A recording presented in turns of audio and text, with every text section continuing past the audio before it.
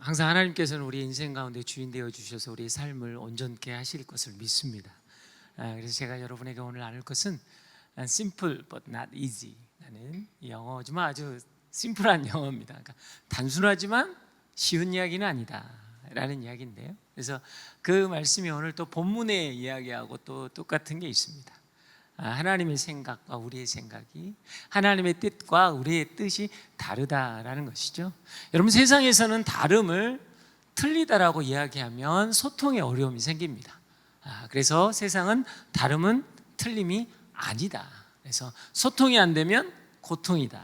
그래서 우리는 어떻게 소통을 잘할 것인가, 다른 사람의 다름을 틀림으로 받아들이지 않고 우리는 어떻게 잘 소통해야 하는가에 대해서 수많은 강의와 수많은 훈련들이 있습니다.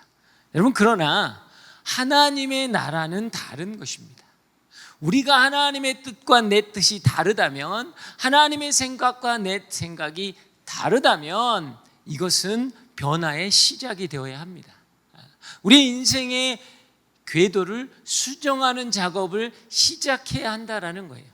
우리 인생을 살아가면서 수많은 경험과 수많은 생각과 이론과 지식들 사이 속에서 우리는 우리의 것을 성장시켰습니다. 그런데 그것이 만약에 하나님의 뜻과 다르다면, 하나님의 길과 다르다면 우리는 그것을 수정해야 합니다. 그렇지 않으면 궤도 이탈을 하게 되는 거예요. 우리는 궤도 수정을 해가면서 우리의 삶을 살아내야 한다라는 것이죠. 오늘 이 저녁에 하나님의 말씀 여러분과 함께하길 주의 이름으로 축복합니다. 성령의 능력이 여러분의 삶을 붙잡기를 주의 이름으로 축복합니다. 오늘 말씀이 여러분의 마음판에 새겨졌을 때 오늘 이후에는 이전과 이후의 삶이 달라지길 주의 이름으로 축복합니다.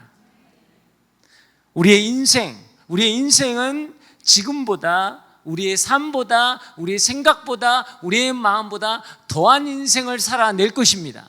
왜냐하면 우리 안에 하나님이 계시기 때문입니다. 그래서 오늘 이 부분 가지고 좀 함께 나누려고 하는데요. 영상 지도 한번 띄워주실 수 있나요? 네, 지도, 첫 번째 지도입니다. 자, 세계 지도 맞나요? 할렐루야. 네, 두 번째 지도.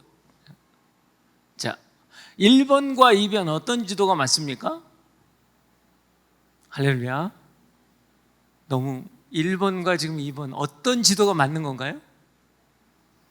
네, 대답을 굉장히 순진하신가 봐요. 2번은 뭐가 다른 건가요 지금? 뒤집어졌다. 네, 이게 일반적인 상식입니다. 그런데 여러분, 창조론적으로 보면 1번과 2번은 여러분 둘 다 맞습니다. 왜?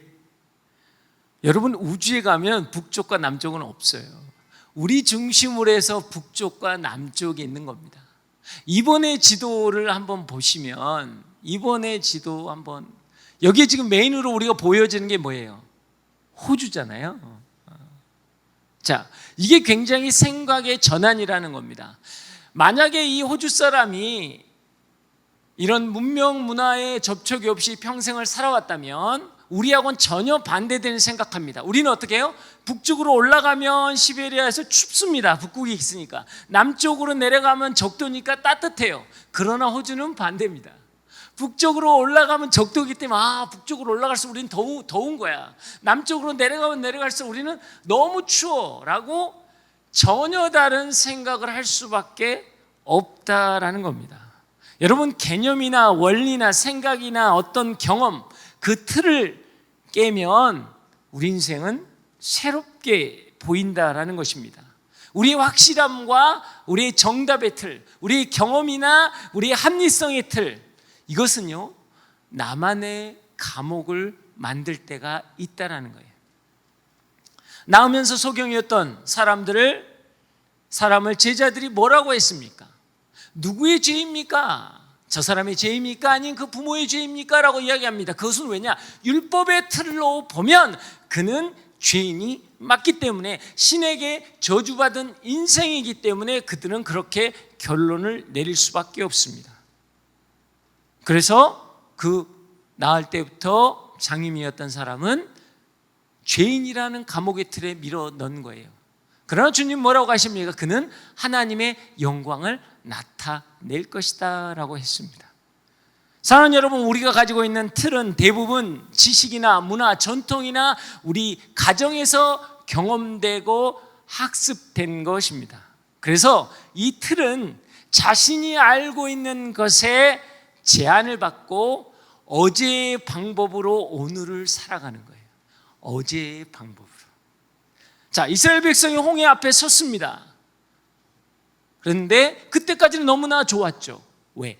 불기둥과 구름기둥으로 인도받았고 정말 경치 좋은 곳에 왔거든요. 오 비치 이거였거든요. 그런데 갑자기 뒤에서 뭐예요? 애굽의 전차 군대가 뿌연 먼지를 일으키고 요란한 말바굽 소리와 전차 소리를 내면서 쫓아오기 시작했습니다. 그때부터 그들은 돌변하기 시작했어요. 왜? 너무나 당황스러운 거죠. 10가지 기적과 이적, 재앙을 통해서 그들은 하나님의 능력을 경험했어요. 그럼에도 불구하고 그들은 어제의 방법으로 산 노예의 생활을 경험했기 때문에 여러분, 애굽의 전차 군대는 절대적인 거예요. 절망이고 죽음이었다라는 거예요. 그래서 어제의 방법으로 살았던 그들은요, 우리가 다 죽게 되었구나 라고 이야기한 거예요. 그럴 때 모세가 이야기하면 너희는 가만히 서서 잠잠히 여호와 하나님의 구원을 바라보라. 믿음의 방법으로 바라보면 여러분 달라진다라는 것입니다. 어제의 방법은 세상의 관점이거든요. 세상의 관점은 우리의 인생을, 우리의 과거를 통해 현재를 평가합니다. 당신의 레지미가 어떻게 됐느냐, 당신의 직업이 뭐냐, 당신의 경험이 뭐냐, 당신의 실력이 뭐냐라고 우리에게 묻습니다. 그리고 오늘을 결정하게 되어 있다라는 거예요. 그러면 가지고 있는 그 이상의 것을 할 수 없는 거예요. 그러나 하나님은 그렇지 않습니다. 미래를 통해서 현재를 보는 거예요. 과거는 예수 그리스도의 보혈로 덮고 미래는 하나님의 언약으로 우리를 새롭게 하는 것입니다.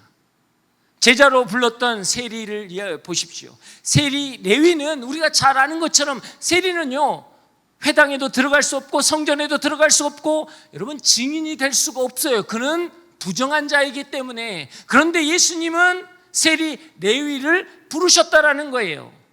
사람들 의아해하죠. 그의 과거로 봐서 현재가 결정됐는데 어떻게 미래를 그에게 맡길 수 있냐라는 거예요. 증인이 될 수 없습니다. 그러나 하나님은 그를 세리 레위로 보지 않고 전도자 마태로 봤다는 거예요. 마태복음을 썼던 그 전도자 마태로 보았기에 그의 인생은 달랐다라는 것입니다. 내 양을 쳐라라는 여러분 배신자 시몬을 보십시오. 예수님을 3번이나 부인했어요. 마지막에는 저주까지 했습니다. 원어적으로 보면 쌍욕을 했어요. 그런 제자를 하나님 부르셨다고요. 그리고 내 양을 먹이라, 내 양을 치라라고 할 수 있었던 건 무엇입니까? 교회를 세우는 게바 베드로. 주는 그리스도의 살아계신 하나님의 아들이라는 그 믿음의 고백은 너의 고백이 아니라 아버지께서 주신 것이다 라고 하면서 너의 반석에 교회를 세우겠다라는 게바 베드로로 하나님은 보셨기 때문에 그를 불렀다는 거예요. 야곱의 사닥다리도 마찬가지입니다. 여러분, 속이는 야곱이었어요. 그는 비열했어요. 아버지를 속였어요. 형을 속이는 자예요. 그의 과거는 속이는 자예요. 비열한 자예요. 약탈자라는 야곱이에요. 그러나 하나님은 나와 싸워 이겼다라는 이스라엘로 보셨기에 그를 부르시고 택하셨고 언약을 주셨다라는 거예요. 세상은 과거의 시점으로 우리를 선발합니다. 똑똑한 사람, 잘난 사람, 능력 있는 사람. 그러나 하나님은 미래의 시점에서 내가 너에게 언약을 주었기 때문에 나는 너를 선택했다고 이야기하는 거예요.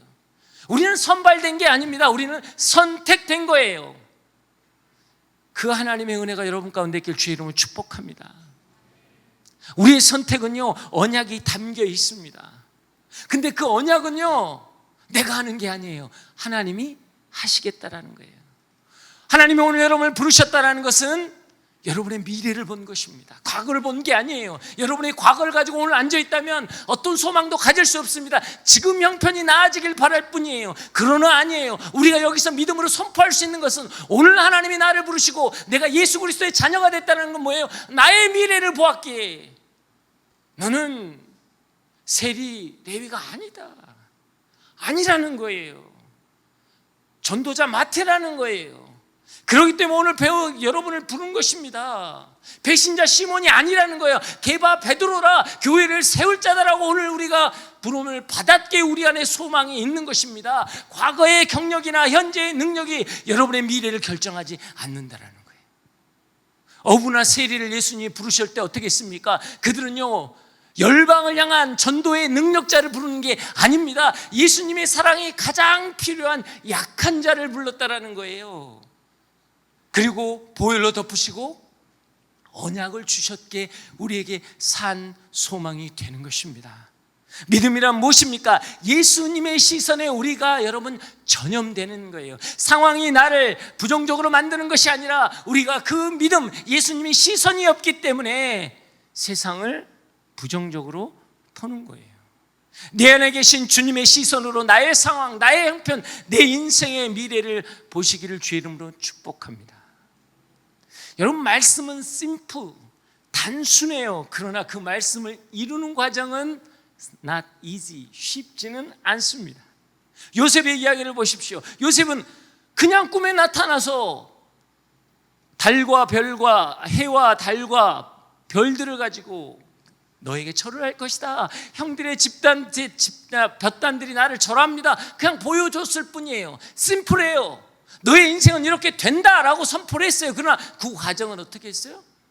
It's not easy. 쉽지는 않았어요. 왜? 형들이 그거에 대한 어떤 질투심 때문에 요셉을 죽이려고 합니다. 그래서 어떻게 했어요? 우물에 빠뜨렸습니다. 비누물이네? 안 되겠네. 다시 건졌어요. 그래가지고 어떻게 했어요? 노예상으로 팔아버렸어요. 노예상에게. 그래서 그는 애굽의 노예로 팔렸습니다. 애굽은요, 이방인을 개, 돼지, 짐승처럼 여기는 곳이었어요. 아무런 소망이 없어요. 거기 가서 도망갈 수 있는 기회까지 없어졌어요. 왜냐하면 일반 집에 팔렸으면 그나마 소망이 있어. 근데 보디발 장군의 집에 팔린 거예요. 2인자의 집이에요. 그 집은 군대가 지키는 집입니다. 더 좌절하고 낭망할 수밖에 없었어요. 그래도 거기서 최선을 다했어요. 열심히 했어요. 그런데 그 결과는 뭐예요? 내가 신의를 지키고 주인이 나를 믿어주기 때문에 나도 주인을 믿습니다. 모든 소유를 내가 할 수 있지만 당신만큼 안 됩니다. 해서 보디발 장군의 이 아내의 유혹을 뿌리칩니다. 근데 그 결과가 어떻게 했어요? 강간미수범으로 여러분 교도소 가게 생겼어요. 그의 인생이 이랬다고요. 그 과정이 쉽지 않았다고요. 그래서 뭐예요? 그거를 여러분 사건을 보면 그 사람은 죽어야 돼요. 끝났어요. 소망이 없어요. 감옥까지 들어갔는데 이방인이 그리고 종이 끝난 인생에 아무런 소망이 없어요. 이게 과거로 본 현재, 세상으로 본 우리의 관점이에요. 끝난 인생이에요. 자, 보지만 하나님의 관점은 뭐예요? 세상의 관점은 최악이라고 하는데 하나님의 관점이 최선이었던 게 무엇입니까? 형들의 질투심으로 그를 죽이려고 우물에 빠뜨렸지만 그 우물은 마른 우물이었어요. 그리고 최악이었던 보디발 장군의 집에 가서 열심히 했더니 신뢰를 받고 총무까지 올라갔어요. 그가 신실하고 정말 거룩함을 했는데 모함을 받아서 여러분 주인의 여인을 겁탈하려다가 들킨 종은요 능지처참입니다. 죽어야 돼요. 사지가 찢겨서 죽어야 합니다. 근데 그는 살아서 감옥에 갔단 말이에요. 그 누구도 이해할 수 없어요. 당연히 죽어야 그의 인생이 살아서 거기에 갔다라는 거예요. 여러분, 이게 하나님의 최선이라는 겁니다. 우리의 인생을 여러분의 시선으로 보면 최악일 수밖에 없어요. 과거가 현재를 결정하기 때문에 나는 사업에 실패했고 오늘은 더 이상 소망이 없이 간다라고 하면 끝난 거예요. 그러나 그것이 하나님의 최선이라면 우리는 달라질 수 있다라는 거예요. 사람들이 우리 인생을 셈에 빠지고 종에 팔리게 하고 강간미수범으로 우리를 무너뜨린다고 할지라도 여러분, 거기에서 우리는 낙심하고 좌절하지 마십시오. 그것은 하나님께서 우리에게 주신 여호와 이레일 수 있는 거예요. 세상은 이야기합니다. 너 어떻게 뒤로 넘어졌는데 코가 깨지냐? 인생을 왜 죽으라고 하느냐? 아니요, 우리는 사는 자예요. 우리는 살리는 자예요. 왜? 하나님의 언약이 우리 안에 있기에, 그 언약이 나를 덮고 있기에 우리 인생은 산 소망이 있다라는 것입니다. 여러분, 그 은혜가 여러분 가운데 있기를 주의 이름 축복합니다. 열왕기하 6장에 보면 우리 그 게하시와 엘리사의 이야기가 나옵니다. 아람 군대가 맨날 북이스라엘 쳐들어왔는데도 맨날 져요. 그래서 아니 왜 우리는 맨날 전쟁이 지냐 그랬더니 왕이시여, 거기 보면 엘리사라는 사람인데 그 사람은요 왕의 침실에서 이야기하는 소리까지 듣는 사람입니다. 그래? 그를 죽여야 되겠다. 군대를 이끌고 엘리사가 있는 도담성을 포위합니다. 아침에 일어나서 게하시가 와봤더니 난리가 난 거예요. 통이 새카맣게 군대가 쌓여 있는 거예요. 그래서 엘리사님은 엘리사님, 우리는 끝났습니다. 이들이 우리를 포위했습니다. 그럴 때 엘리사가 이야기한 게 뭐예요? 저들의 편보다 우리의 편이 더 많다라고 하며 여호와 하나님께서 기도합니다. 저의 눈을 열게 하여 주시옵소서. 그랬더니 여호와께서 게하시의 눈을 열고 불말과 불병거를 보여준 사건이 있습니다. 자, 이건요 우리가 너무나 심플하게 이해를 하는데 잘 생각하셔야 돼요. 그리스도인들은 세상에 보지 못하는 그 무언가를 보는 사람이어야 합니다. 여러분, 성령의 사람은 게하시의 눈을 엘리사의 눈으로 바꿔 주기를 하나님께 기도해야 돼요. 여러분의 자녀, 여러분의 인생, 여러분의 삶에서 여러분이 게하시의 눈을 가지고 있습니까? 그러면 기도하셔야 돼요. 하나님, 엘리사의 눈을 갖게 하여 주시옵소서.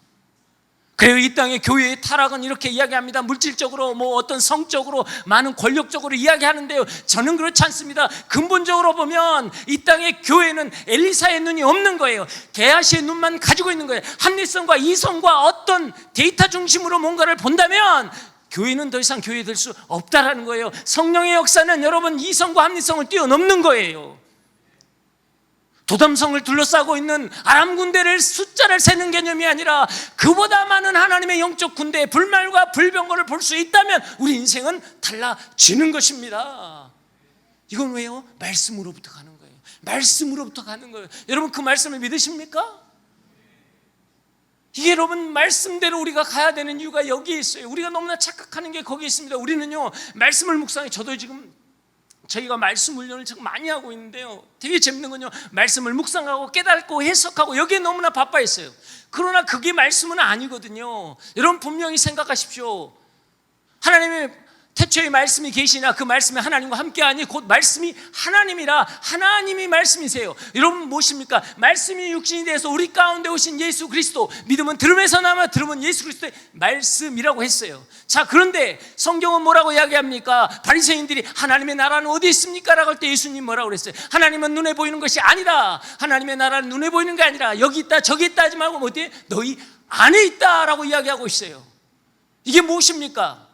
우리가 그 믿음이라는 것은 태초에 하나님께서 우리를 창조하시고 우리를 사랑하시고 우리를 위해 죽으셨다는 그 말씀을 믿는 거잖아요. 요한복음 3장 16절 여러분 외우잖아요. 외우는 게 아니에요. 그 말씀이 내 마음팍에 새겨진 거예요. 말씀이 새겨지고 나면 내 안에 하나님의 나라가 있는 겁니다. 하나님 세상을 이처럼 사랑하사, 아니요, 하나님이 나를 이처럼 사랑하사 예수 그리스도를 주셨으니 이는 저를 믿는 자마다 멸망치 않고 영생을 얻게 하려 함이라 라고 이야기가 되어 있잖아요. 여러분, 예수 안에 있는 것은, 예수 안에 있는 사람은 새로운 피조물이라. 보라, 이전 것은 지나갔으니 새 것이 되었도다. 새로운 피조물이라는 뜻이 뭐예요? 여러분, 우리가 좌절하는 건 이겁니다. 새로운 피조물이라 했는데 내 삶이 하나도 안 바뀌었어요. 예수 믿는데 안 바뀌었어요. 여러분 집에 가서 한번 자녀들 물 거면 물어보세요. 엄마가 아빠가 정말 예수 믿는 것 같아? 하면 씩 웃을 거예요. 오늘 왜 이러시나? 여러분 좌절할 수 있습니다. 하나님이 어디 계시나? 너의 하나님이 어디 계시냐? 아마 자녀들이 그럴 겁니다. 이래서 우리는 좌절하는 거예요. 여러분, 우리 안 바뀔 수 있어요. 우리는요 연약할 수 있어요. 무너질 수 있어요. 그러나 성경은 뭐라고 하느냐면 너희가 새로운 피조물이 됐다는 것은 하나님의 영이 내 안에 있다라는 거예요. 하나님의 말씀은 생명이요 영이다 라고 하셨잖아요. 그 영이 내 안에 왔다는 거예요. 여러분이 말씀을 묵상했다, 말씀을 여러분이 깨달았다는 건 영이 내 안에 들어왔다라는 것입니다. 그러면 이제 우리는 달라야죠. 우리의 기도는 달라야죠. 여러분, 우리가 예수님 뭐라고 그랬어요? 너희는 이같이 기도해라 하면서 가르쳐준 주기도문 한번 외워볼까요? 시작. 네, 할렐루야. 네, 거기까지 할렐루야. 뭐 모두 모르신 분들 방언을 하는 것 같은데 뭐 뚜렷뚜렷 하세요. 너무 뭐 그걸 모른다고 소외당하지 마시고. 하늘에 계신 우리 아버지 이름이 거룩히 여김을 받으시고, 여기까지 다 알아. 이름이 거룩히 할렐루야. 그 다음에 뭐예요? 나라에 임하옵시며. 그럼 어떻게 돼? 뜻이 하늘에서 이룬 것 같이 땅에서 이루어지리라. 다 안단 말이에요. 이게 재밌는 겁니다. 자, 그 거룩하신 하나님이 지금 우리가 예수 그리스도를 믿었다면 하나님 나라는 어디 있다? 내 안에 있다라고 하잖아요. 이미 나라에 임하옵시면 뭐예요? 뜻이 하늘에서 이룬 것 같이 땅에서 이루어져야 하는 거예요. 이제는 선포해야 되는 거예요. 여러분, 우리가 비나이다 비나이다 서왕다해서 비는 게 기도가 아니라고요. 이제는 말씀이 말씀되게 하는 게 기도라는 거예요. 하늘에 있는 말씀이 이제는 땅에서 이루어지는 거예요. 주님이 채찍에 맞음으로 나음을 얻었다라고 선포하는 거예요. 그게 말씀이 말씀되게 하는 거예요. 그걸 해석하고 묵상하고 하는 게 아니에요. 그 말씀을 내가 받아들이고 믿고 선포하는 거예요. 하나님이 내 자녀를 회복한다고 하셨습니까? 그럼 믿는 거예요. 믿고 선포하는 거예요. 그게 말씀이 말씀되게 하는 거예요. 왜? 말씀은 영이고 생명이니까. 그래서 뭐라고 했어요? 베드로가 나에게는 은과 금은 없지만 내 안에 있는 걸로 너에게 주느니 나사렛 예수의 이름으로 명하노니 일어나 걸으라. 이게 뭐예요? 단순히 선포라고요? 아니요, 내 안에 있는 영이요 생명이 나갔기에 너는 살아나리라 라고 이야기하는 거예요. 여러분, 이게 믿음이라고요. 여러분, 이게 말씀이 심플한 이유가 거기 있어요. 근데 우리는 자꾸 우리의 생각, 우리의 기억, 우리의 판단, 우리의 해석으로 하니까 쉽지 않은 거예요. Not easy. 쉽지 않다라는 거예요. 왜 상황을 해석하십니까? 말씀대로 선포하세요. 백부장에게 뭐라고 그랬어요? 너의 믿음대로. 왜? 백부장이 그랬거든요. 아니, 말씀만 하소서라고 했어요. 나도 군인 장관인데 오라고 하면 오고 가라고 하면 가는데 예수님이 어떻게 우리 집에 오시겠습니까? 말씀대로 하소서. 그 말씀이 능력이 된 거잖아요. 사랑하는 여러분, 말씀을 말씀되게 하십시오. 이게 말씀에 우리가 묵상하는 거예요.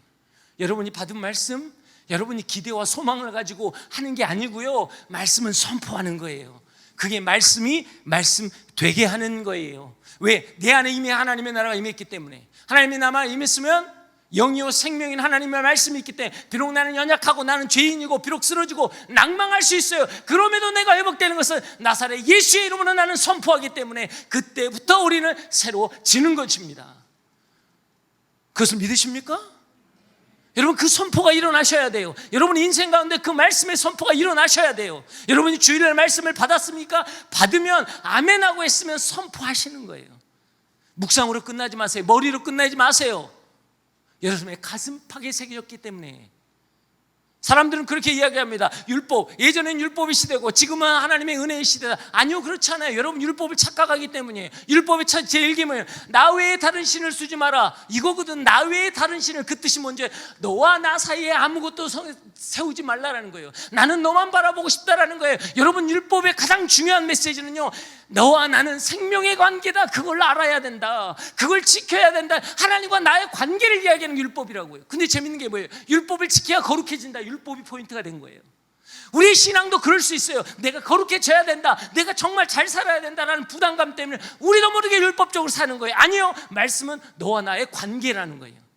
여러분이 묵상하는 건 뭐예요? 너는 내 자녀다는 하나님의 관계를 아는 거예요. 그것을 깨달을 때 나는 비록 부족하지만, 나는 비록 연약하지만 내 안에 계신 예수의 이름으로 선포할 때 거룩한 역사는 일어나는 거예요. 여러분, 이게 말씀이 말씀되게 하는 거예요. 말씀을 묵상으로 멈추고 끝내지 마세요. 말씀을 뭐 적용한다고 뭐 하는 거, 그걸로 하지 마세요. 큐티를 잘못하면 넘어지게 돼 있다고요. 왜? 내 율법에 갇히니까. 나는 그렇게 못 사니까 좌절한다는 거 아니요. 나는 못 살아도 나에게 주신 하나님의 언약은 지켜진다. 여러분, 믿음으로 선포하는 이유가 뭔지 아세요? 그 믿음은 하나님이 이루실 거거든요. 그렇잖아요. 그래서 예수님은 너의 믿음대로 되라 그랬더니 그 믿었더니 그 사람이 했어요? 아니요, 예수님이 하시는 거예요. 성령이 하시는 거예요. 성령께서 하시는 거라고요. 여러분의 믿음대로 되는 것은 하나님이 하십니다. 여러분에게 언약을 주셨습니까? 언약을 이루시는 분은 하나님이세요. 여러분, 그 은혜가 여러분 가운데 있길 주의 이름으로 축복합니다. 예배는 심플해요. 단순해요. 그러나 예배는 not easy. 쉽지 않습니다. 왜일까요? 예배는 내가 드리는 것으로 끝나는 게 아니라 하나님이 받으셔야 하는 거예요. 우리는 그 이야기를 합니다. 삶에서 불기둥과 구름기둥이 좀 있었으면 좋겠다고, 그런 소망감이 있어요. 여러분 그렇지 않을까요? 여러분 가려고 그러는데 갑자기 구름 기둥이 쫙, 불기둥이 쫙, 얼마나 좋겠어요. 방황하려고 탁 술집 갈랐는데 갑자기 불기둥이 쫙 나오는 거지. 너는 가면 탄다 그러면 할렐루야. 그럼 바로 그러면 뭐 큐티할 필요가 없어. 큐티할 필요가 없어. 어디로 가야 될까요? 우리 아들이 이 대학을 가네요. 저 대학을 가네요. 구름 기둥이 쫙 서울대다. 그러면 아멘하고 따라가면 그만이지. 뭔 걱정을 해, 뭔 걱정을 해. 우리는 그래서 하나님의 보호하심과 인도하심과 내가 방황할 때 하나님 그 구름 기둥과 불 기둥으로 오게 하여 주시옵소서. 이게 우리의 예배 형태입니다. 그러나 여러분 반대로 바꿔보세요. 나 여기 너무 가고 싶어요. 근데 구름 기둥이 서버렸어. 못 가요. 나 여기 정말 안 가고 싶어요. 그런데 구름 기둥이 가고 있다고요. 가야 돼요. 나 여기 정말 싫어요. 나 여기 뛰쳐나가고 싶어요. 아니요. 불기둥 거기 있으면 머물러야 돼요. 여러분 반대거든요. 우리는 우리의 원함을 이야기하지만 하나님의 임재를 본다면 달라지는 겁니다. 할렐루야. 여러분의 가정 가운데 불기둥 떠나지 않았어요. 그럼 어떻게 해야 돼? 머물러야 돼요. 여러분의 자녀 가운데 구름 기둥이 떠나지 않았다고요. 어떻게 해야 하냐고요. 소망함을 가지고 선포하고 축복해야 한다라는 거예요. 여러분 이게 예배의 시작입니다. 사랑하는 여러분, 여러분은 무엇에 이끌려서 오늘 이곳에 왔습니까? 현실과 형편과 하루하루 그냥 별 생각 없이 살아왔습니까? 아니면 걱정과 근심과 염려를 붙들려서 이곳에 왔습니까? 말씀에 쫓아서, 말씀에 붙들려서 이곳에 왔습니까? 여러분 이렇게 와 있는 현재의 모습은 차이가 없습니다. 여러분 꼭 기억하셔야 돼요. 여러분의 인생은 차이가 없어요. 어떻게 왔든 차이가 없는데 어느 쪽이냐에 따라서 앞으로 맞이할 미래의 의미는 달라집니다. 염려와 두려움에 붙들려서 제단 앞에 서 있던 사울은 뭐예요? 하나님께 버림을 받았어요. 그가 예배를 안 했나요? 아니에요. 블레셋이 쳐들어오니까 두렵고 염려해서 단을 쌓았어요. 그리고 예배를 드렸어요. 근데 그의 마음은 단에 있지 않았어요. 몸은 단에 있지만 마음은 블레셋 앞에 가 있었거든요. 여러분 이게 되게 중요합니다. 광야의 먼지처럼 살았어도 여호와 하나님에 붙들었던 다윗은 세움을 받았습니다. 의인이라고 생각했던 부자 청년은 나를 따르라 라고 할 때 주님의 말씀에 근심하며 영생을 잃어버렸습니다. 죄인이요 저는 죄인입니다 주님 떠나소서라고 했던 베드로는 나를 따르라 라는 주님의 말씀 앞에서 그물과 배를 버리고 제자가 되었습니다. 여러분 비록 예배의 단 앞에 서 있지만 주님 앞에 서 있어 나와왔지만 무엇에 이끌렸냐에 따라서 그의 미래는 완전히 달라졌다라는 거예요. 다윗과 베드로는 그 이후의 삶이 성경에 기록되어 있습니다. 네, 너무나 안타깝게요. 부자 청년과 사울은 그 이후에 성경에 기록되어 있지 않습니다. 우리 인생에 의미가 있는 것 같은 삶이 무의미한 인생이 되어버렸고 아무런 무의미한 인생같이 믿음 지키는 게 뭐 대단한 거냐라고 했던 그 사람들은 의미 있는 인생을 살았다는 거예요. 여러분 이게 신앙입니다. 세상의 가치를 쫓으면요 그게 성공처럼 보이지만 하나님 앞에서 무의미할 수 있어요. 이게 예배입니다. 그래서 예배는 굉장히 단순해요 하지만 쉬운 것은 아닙니다. 히틀러 정권 때 그들은 게르만 민족의 우수성, 순수성을 지키기 위해서 인종청소라는 걸 시작합니다. 그래서 그의 대표적인 게 유대인들이었습니다. 나치는 유대인들에게 여러분 노란별을 달아줬습니다. 그리고 멸시와 천대의 상징으로 그 별을 달아줬는데 유대인들은 어쩔 수 없이 그 별을 다는 게 아니라 자율적으로 당당하게 달았다고 합니다. 엄마들이 어린아이들에게 노란별을 달아줄 때 너희는 자랑스러운 유대인임을 절대 잊지 마라. 히틀러 정권은 차별과 조롱의 상징으로 그 별을 달았지만 유대인들은 그 별을 오히려 구별과 자랑의 상징으로 바꾸어 버렸다는 거예요. 여러분 세상은 그리스도인들을 예수쟁이, 광신자, 더 나아가서 개독교라고도 이야기합니다. 여러분 그것이 그들에게는 차별과 조롱과 수치의 도구였지만 오늘 우리는 그리스도인이라는 그 호칭이 세상의 구별과 세상의 자랑거리가 되어야 한다는 거예요. 왜요? 십자가가 그랬거든요. 십자가에는요 로마 시대에는 가장 저주스럽고 수치스러움의 상징이었어요. 십자가형은요 그냥 가혹하고 끔찍한 사형제도였습니다. 교양에 있는 로마인들은요, 십자가라는 이름자조차도 내뱉지 말라라는 거예요. 그건 저주스럽고 수치스러운 거라고 이야기하기 때문이에요. 여러분, 그런데 뭐예요? 우리의 신앙 고백은 무엇입니까? 최후 승리를 얻기까지 주의 십자가 사랑하리. 빛난 멸류관 받기까지 험한 십자가 붙들겠네. 가장 조심스러운 삶의 이야기를 가장 아름다운 이야기로 바꾸는 게 여러분 십자가고 그리스도의 삶이라는 거예요. 가장 고통스럽고 억울한 십자가가 하나님의 은혜요 영광이 되는 거예요. 여러분, 십자가의 아이러니가 뭡니까? 십자가 앞에 서면 우리는 더럽고 추악한 죄인이라고 폭로되는데, 여러분, 우리는 거기서 자유와 기쁨을 누리는 거잖아요. 감사와 찬양이 있는 거잖아요. 그래서 우리는 그 십자가를 붙드는 거예요. 그 십자가가 있을 때 우리 안에 회복의 역사가 일어나는 것입니다. 사랑하는 여러분, 그것을 믿으십시오. 여러분, 믿음의 조상 아브라함이 완벽했나요? 여러분, 그렇지 않았어요. 갈대아 우르에서요, 아브라함은요 우상 숭배 비즈니스맨이었어요. 그런요, 아내를 2번이나 누이로 속였던 그런 어리석은 사람이었어요. 그리고 뭐 자식 주겠다니까, 아닙니다 하나님, 나는 그냥 내 종 다메섹 사람 엘리에셀로 내가 내 상속을 하겠습니다 그랬더니, 그것도 아니다 그랬더니, 그래요? 그랬더니 뭐예요? 다시 하갈을 통해서 이스마엘을 낳던 사람이 전혀 부족한 사람이었어요. 그럼에도 불구하고 뭐예요? 하나님이 자식을 주겠다니까 그를 믿으니 그를 의롭다 하셨다라는 거예요. 여러분, 믿음은 무엇입니까? 여러분의 믿음 안에 있는 어떤 마음에 근거되는 확신이 아니고요, 하나님이 여러분의 인생을 의롭다고 하는 것을 믿는 것을 이야기하는 거예요. 하나님이 하셨다라는 것이죠.